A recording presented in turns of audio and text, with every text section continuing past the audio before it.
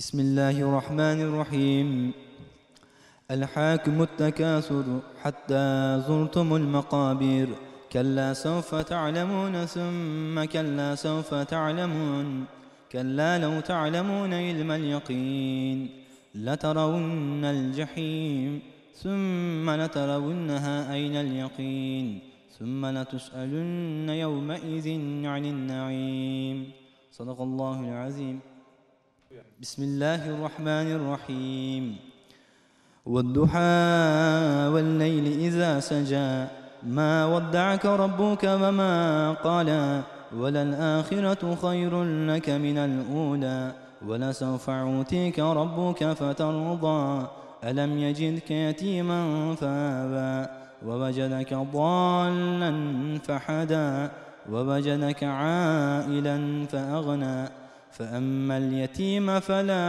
تقهر وأما السائل فلا تنحر وأما بنعمة ربك فحدث صدق الله العظيم.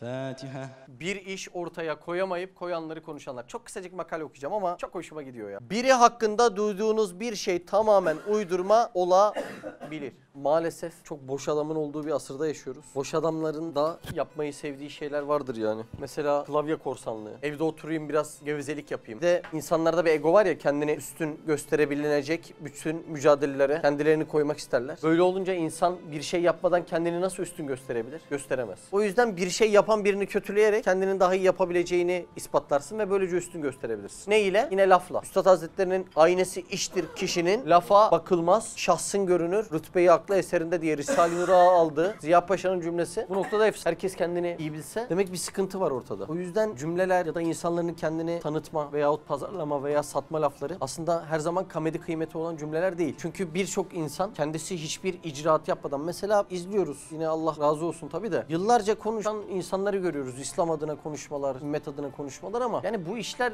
ufak ufak adımlardan başlanacak. Yani koca inşaat yapıyorsun, bir tuğla koyarak başlıyorsun. Sen de bir şeyler yaparak başlasan keşke, ne bileyim. Hani üretsek bugün bir çok şey gelir. Köşeye bir 40-50 milyar para biriktir, git bir mescide olan kitap kafe aç. Atıyorum. Yani böyle yap. Millet de o şehirde dışarı çaya çıktığında kötü bir kafeye gideceğine senin kafene gelsin. Vakit namazında da namazını kılsın, değil mi yani? Sallıyorum, projem yok. Ya da teknoloji gelişime bir katkı sağla yani. Bu Türkiye Volkswagen'den daha güzel bir araç üretebilir elbet. Bir 3-5 iş adamı birleş, bir şeyler yap yani. De ki zaten karnımız doyuyor. 60 yaşına geldim. Bu yıldan sonra ne yiyeceğim, ne giyeceğim yani. Yediğim şu kadar olur, giydiğim bu kadar olur yani. Daha ne olacak? Bari vatana, millete, ümmete faydam olsun da Volkswagen'den daha güzel bir sistemi nasıl bu topraklarda ortaya koyabilirim de. Ya da başka biri fındık üreticisi, yani Nutella'nın bile belki fındığının birçoğunu biz verirken bu çikolatanın son dokunuşunu yapmakta ne var yani? Ben bunu üretmek için hayatımı vakfediyorum ve bunun zekatıyla çocuk okutacağım de, yuva yapacağım de, öksüzlere bakacağım de. Hayır namına ne bileyim şu bahçeyi satın alıp ağaç dikeceğim, insanlar altında piknik yapsın da yani. Bunların her biri hayrın başka vecihleri. Ama sürekli böyle fikir veren ve fikir üretmeye çalışan insanları görüyoruz. Ve bunların birçoklarının tonla o fikir noktasında kitapları bile var. Ama hakikaten o kitapların birçoğunu, bir oda kadarını toplasan daha bir köy halkının saadetini temin ettiği vaki değil. Şimdi gerçekleştirilemeyen, realize edilemeyen fikirler biraz anlamsız kalmıyor mu acaba? Soru burası. Anlatabildim mi Muhammed abi? Şimdi bu bir gerçekleştirme imkanı nasip olmamıştır. Olabilir mi? Olabilir. Kendisine kapı açılmıştır, bir iki denemiştir, kapı ondan sonra kapanmıştır. Allah imtihan eder. Eder mi? Eder. Ümmetsiz peygamber bile var. Demek ki yaptıramayacağı bir fiilin başlangıcında gösterebilir. Allah o yani. Öyle de imtihan edebilir. O iş var mı? Var. Ama şu da var yani. Bizde halk, insanların birçoğunu sadece TV ekranlarından, bilgisayar ekranlarından izleyerek tanımayı çok sevdiğinden ve izleyerek kötülemeyi çok sevdiğinden dolayı. Şimdi bu insanın eli bu tür yetişen,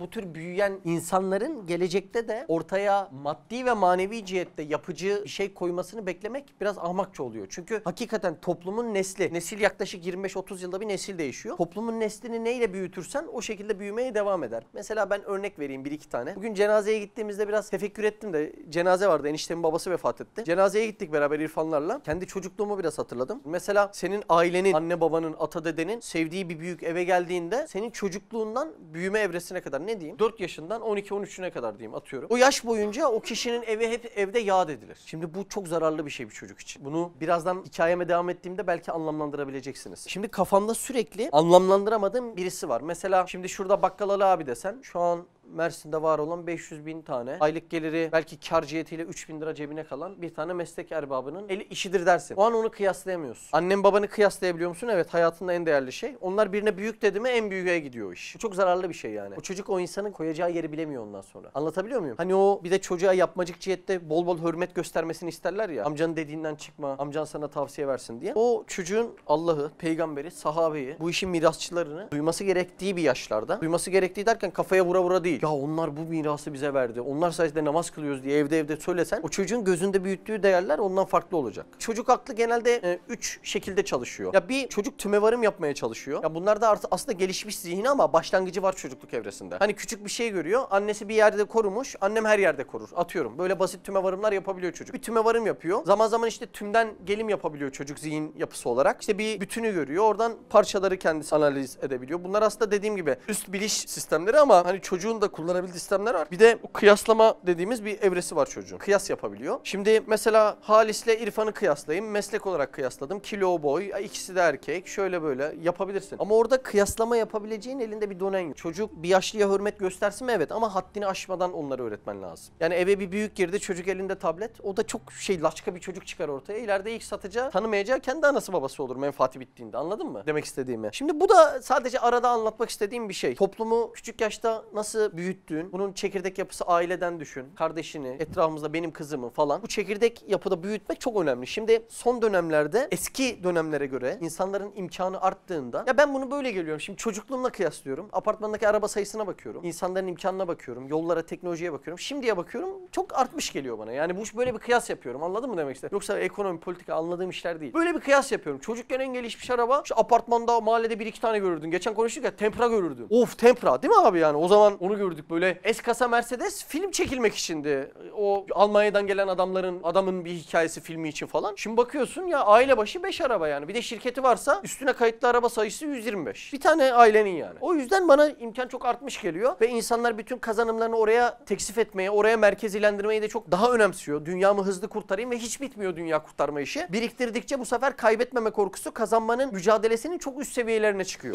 Karıştırmıyorum umarım değil mi anlattıklarımı? Şimdi böyle olunca adamın İslam'a ayırabileceği bir şey yok ama ahiretini de kurtarması lazım. Etrafta da sürekli konuşanları görünce diyor ki demek ki ahiret sadece konuşarak kurtulabiliyor. Bu kadar. Anladın mı? Çocuğunu gönderiyor. Belki 12 yaşında çocuk Kur'an'ı bir tür hatim edebilecek seviyeye geliyor. Çocuk Kur'an'ı hatim etti diye, sonlandırdı diye evde böyle inanılmaz neşeli bir şekilde pastalarla, böreklerle kutlamalar yapılırken çocuğu 12 yaşında Kur'an'ı hatmediyor ama Kur'an'ın mahiyetini kalbine yerleştiremediği için 16 yaşında gencecik başka birinin hayatını karartaraktan ama aynı şiddet ile bu çocuk daha dün hafızlık niyetiyle adım attı. Şimdi nasıl böyle muhafız tipli birisi olduğu diye aynı şiddet ile öfkeyi yaşayamıyor. Üzüntüyü yaşayamıyor adam. İçi bomboş kalıyor bir şeyler. Yani hala gerçekten şura nasıl anlaşılmıyor anlamıyorum yani. Sen bu işin manasını ve mahiyetini anlayamadıktan sonra o Kur'an'ı milyarlarca kez hıfzından okusan, tahattür etsen bir münafık da bunu yapabiliyor yani. Hatta çok iyi yapıyor bunu. Ve kafirden daha eşit, daha şiddetli bir yeri var, bir mertebesi var. Cehennemciye.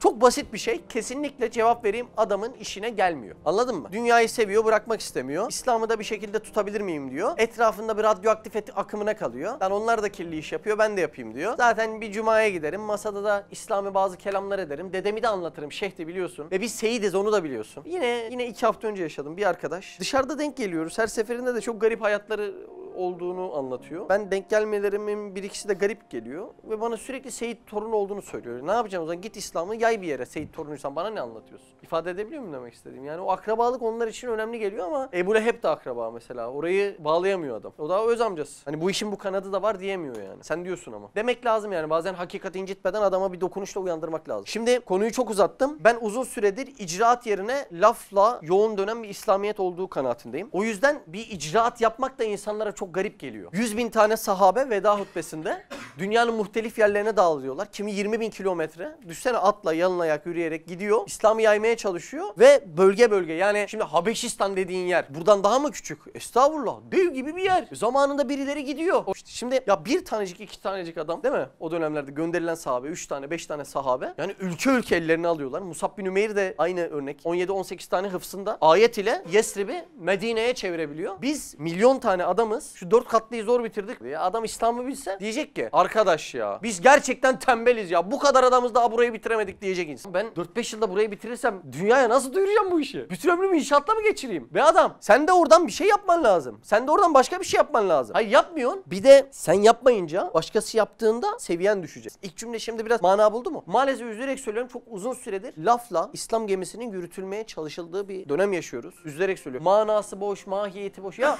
sende ahlak yok bir kere. Yani ona iftira ediyorsun, ona hakaret ediyorsun. Onun hiç elinde bir mesnet, bir delil olmadan kötü kötü yayıyorsun. Ya da buradan bir duyduğun kötülüğü gidip ona anlatıyorsun. Bak bu sana böyle dedi diye. Yani gıybet var, kovuculuk var, nemmamlık var. Kur'an'ın yasakladığı ne kadar iş varsa hepsi var. Ya gıybetin, ya bugün münafık hadislerini topla. Şöyle yarıya ayır. Anladın mı? Ya yarısı yalanla başlıyor. O yalan gıybeti doğuruyor. O iftirayı doğuruyor. Yani adam bütün İslami hayatım bu gıybetle bitebilir diye bir kafasında ahiret düşüncesi yok yani. Olsa o adam bunları yapmayacak. Yani benim üzüntüm şudur. Şekilcilikle gidilen uzun süreli bir İslam hayatı yaşanıyor. Manası boşaltılıyor. Yani insanın yaşama sebebi şöyle bir cümleyle bir kelimeyle özetleyelim desek rıza ilahi bunu tamına karşılar. Kardeş ne için yaşıyorsun? Allah rızası için. Ya bu kadar içi boşaltılabilir mi ya? Allah razı olsun dediğin olay adam sana az önce tefe borcu verdi. O adam Allah razı olsun dedin yani. Bu kadar içi boşaltılabilir mi ya? Bir kelimenin bir cümle yani gerçekten biri desek ya bu hayatın yaratılış sebeplerini böyle bir kelimeyle söyle. Allah'ın rızası. Ya vallahi çok manalı. Altı çok dolu ve altında çok fazla alt kümesi olan bir şey. Allah'ın rızasına nasıl gidilir? Yolları bunun her birini açar. Ya bu kadar dolu bir cümle ne kadar içi boşaltılıyor. Yani biz bunları çok yapmacık hale getiriyoruz. Allah razı olsun diyor. Bir futbol takımı kadar bilmiyoruz yani. Vallahi bilmiyoruz yani. Futbol bizim ahiretimizi kurtaracak sanki. Burada maçlarda duyuyorum tamam mı? Bazen ses geliyor.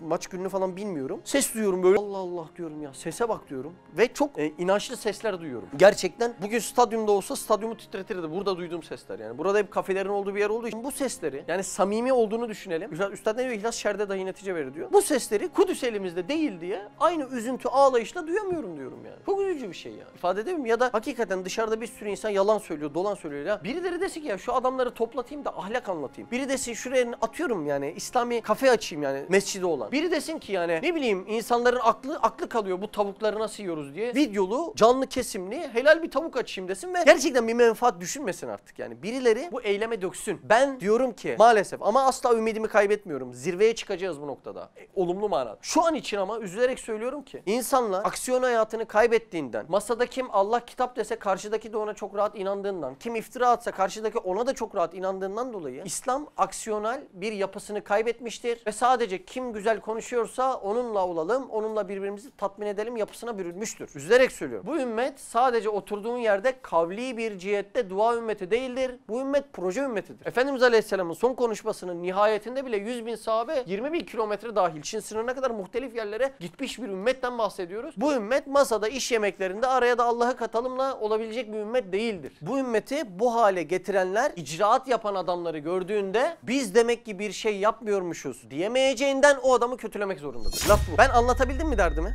Evet. Biri hakkında duyduğunuz bir şey tamamen uydurma olabilir. Şu an siz de giriyorsunuz sosyal medyaya, biz de giriyoruz. Üzülerek söylüyorum. Yani okuduğumuz iki şeyden bir tanesi ya mantıksız, ya saçma, ya yalan. Ya böyle tam bir insana denk geliyorum. Yani olur insanların hataları, kusurları olur. Ben burada amacım Ali Veli Osman bu hata kusur değil de yani iç dünyam da var benim yetiştirmeye ve eğitmeye çalıştığım. O iç dünyam için saçma şeyler de görüyorum. Yani filakes bir insanın Twitter'ından atıyorum, denk geliyorum. Diyorum ki ya maşallah İslam adına ne güzel şeyler yapmış. Devamında bakıyorum tek yaptığı konuş, Twitter'a yaz, konuş Twitter'a konuş, yaz. Sonra diyorum ki ya demek bu kadar yani. Allah razı olsun. Herkes bir şeyler yapmak zorunda değil.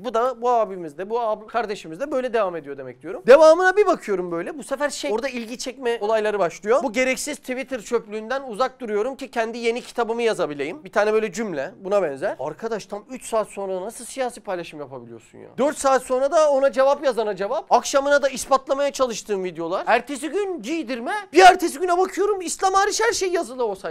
Bir hafta sonra tekrar bakıyorum. Gereksiz insanlarla gereksiz atışmalara ne gerek var? Kitabımı yazarım daha iyi. Ama 37 dakika sonra altına başka bir paylaşım. Bu belgeselde benim huzur müziğim. Bak veda ediyorum. Veda edeceğimi de söyledim. Belgesel demişim yanlış söyledim. Bu şarkıda. Bir de şarkısı armağan ediyorum. Bu şarkıda benim huzur müziğim. Tam 13 dakika sonra şarkıda kahvesiz gitmiyor hani. Bir tane de fotoğraf. Ama 3,5 dakika sonra abi gitmiyor muydun diyen sana ne ben senin sen benim sahibim misin de gidip gelmişime karışıyorsun diye.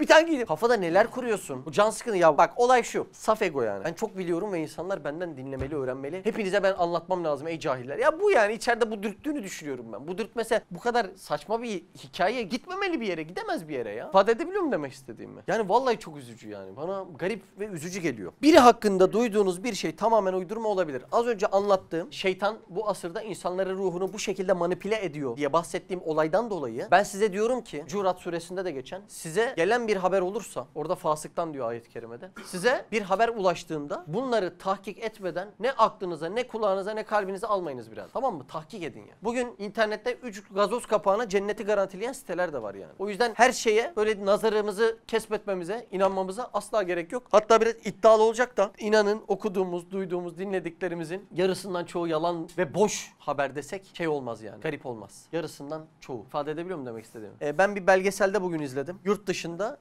Rogar mı? Rogar kapağına bir fare sıkışmış. Onun videosunu izlemediğim hiçbir site yoktu. Siz de izlediniz mi?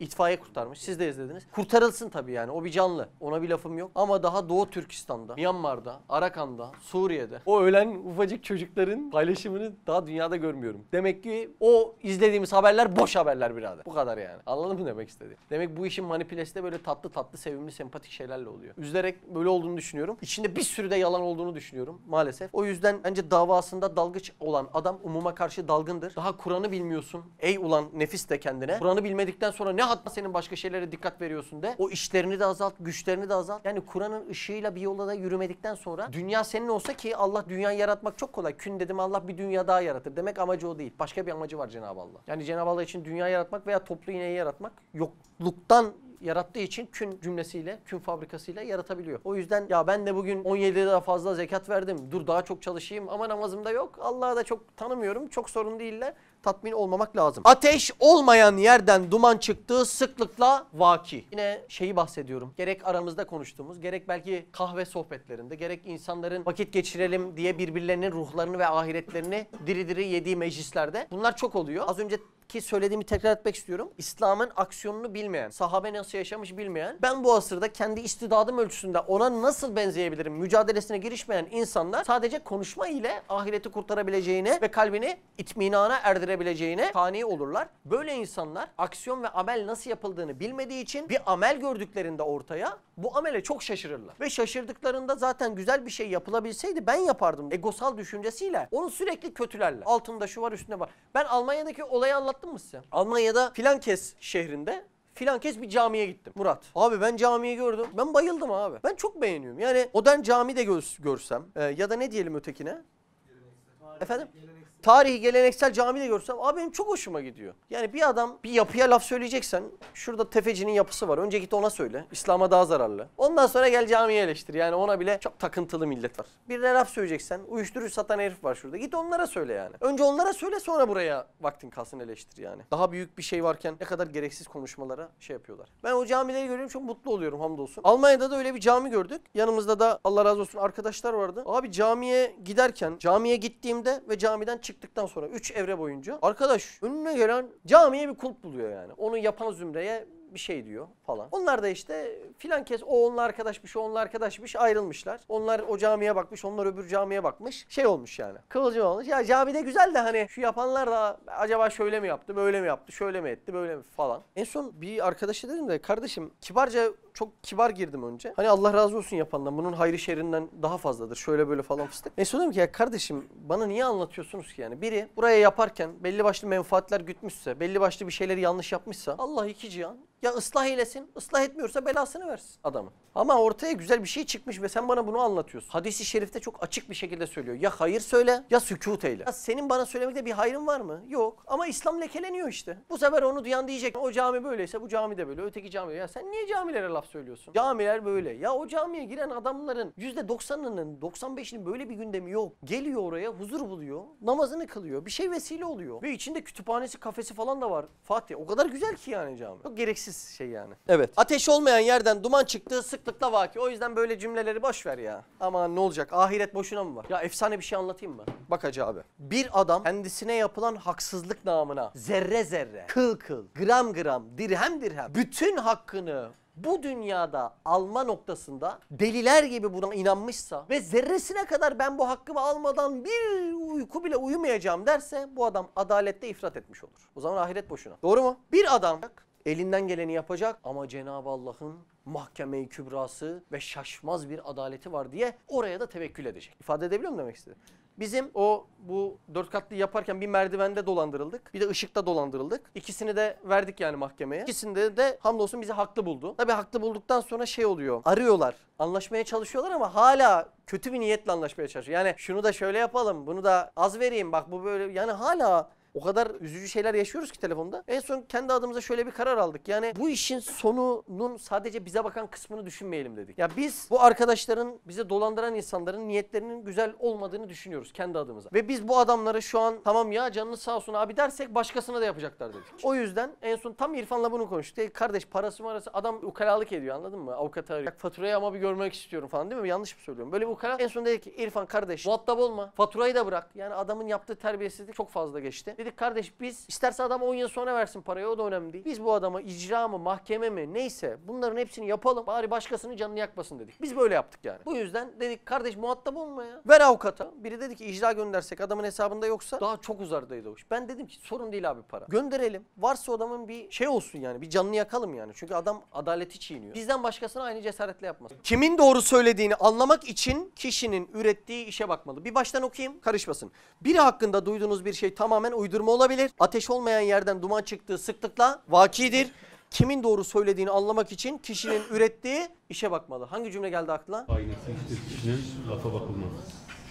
Şahsın görünür rütbeyi akıl etsin. Eyvallah. Kendileri hiçbir şey üretmeyip üretenlerin tolere edilebilecek hatalarını oturdukları yerden acımasızca eleştirenler uzak durulması gereken insan modelleridir. Böyle adamlardan uzak durulması gerçekten gerekiyor. O adamlara İslami bir şey aktaracaksan haftanın 1 saati, yarım saati, 2 saati, 3 saati. O adama bu zaman zarfını ayırarak o adama İslam cihetinde bir hizmet sunmuş olabilirsin. Ama o adam nefsin hoşuna gidiyorsa sabahlara, gecelere yani o adamda bir terakki yok ve o adam kötü bir adam bunu anladık. Sabahlara, gecelere kadar o adamla kafelerde oturuyorsun. O adamın ahlakı mutlaka sana bulaşır. Zübeyir abinin yazılarının sonlarına doğru geldiğinizde anlayacaksınız. Gelmen için önce yapman lazım tabii. Kimin doğru söylediğini anlamak için kişinin ürettiği işe bakmalı. Kendileri hiçbir şey üretmeyip üretenlerin tolere edilebilecek hatalarını oturdukları yerden acımasızca eleştirenler uzak durulması gereken insan modelleridir. Çok genel olarak insan ikiye ayrılır. Çok genel olarak bir ayrım. Bir iş ortaya koyanlar, bir iş ortaya koyamayıp koyanları konuşanlar.